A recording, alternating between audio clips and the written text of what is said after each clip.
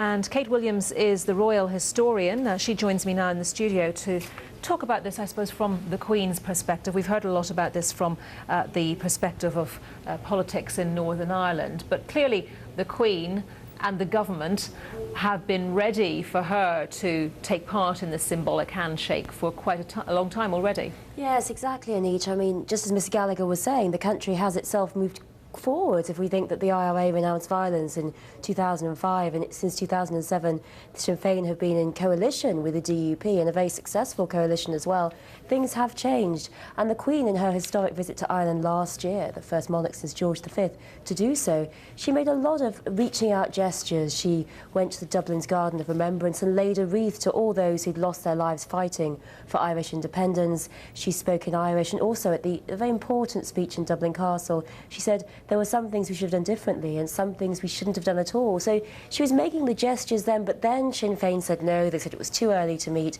This time they've decided yes, and it's a big, I think, it's a big and significant historic moment for Martin McGuinness. He said yes. It really is. He said himself, it's time to show our respect for the other members of the coalition. It's time to show our respect for those in the DUP who do believe the Queen is head of state. Now, you talked about the Queen's visit to the Republic of Ireland last year, and of course a lot of what she does comes on the advice of the people around her and the government. But one of the people I spoke to a little earlier was saying that when he had talked to Republicans prior to this visit, you know, there was no thought that this could ever be possible, that a senior member of Sinn Féin and the Queen could shake hands. But then they said when they saw her in Dublin, she was, to quote them, a class act. So how much of this do you think is down to her personally? Yes, I think both sides. The Queen is advised. She is, of course, she speaks to David Cameron, she speaks to the Cabinet, she has her advisers, she speaks to the ministers. But at the same time, she does have her own ideas as well. And I think the idea of reconciliation, of peaceful moving forwards, is very important to the Queen. I mean, you're absolutely right. This would have seemed unthinkable some time ago. In the 80s, it would have seemed unthinkable. But things have moved on. They have changed. And the Queen herself, I think, is very fitted to make this gesture because, of course, she herself has lost someone. She herself lost her cousin, Lord Mountbatten, in 1979. He was killed by the IRA, and also his grandson and other members of the Holiday Party were killed as well.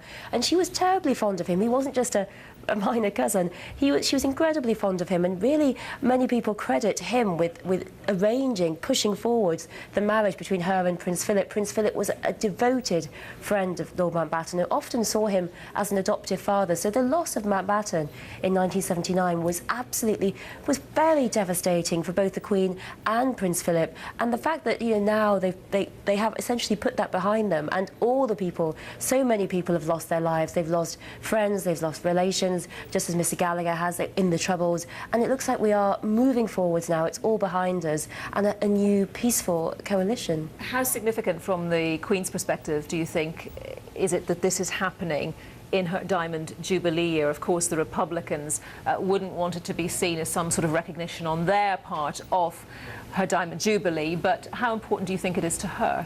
It's very important, and this is her Diamond Jubilee visit to Northern Ireland. And previously, in the old days, the visits wouldn't be announced in advance because there were security concerns. Now it's announced in advance where she's going to be, what she's going to be doing, and it's very important for her on her Diamond Jubilee year. And she will, I think, begin to wind down her public engagements, particularly the travelling, especially thinking of the Duke of Edinburgh's health. She's going to wind down. So this is a real big triumph for her, and really unthinkable considering some of the earlier parts of her reign.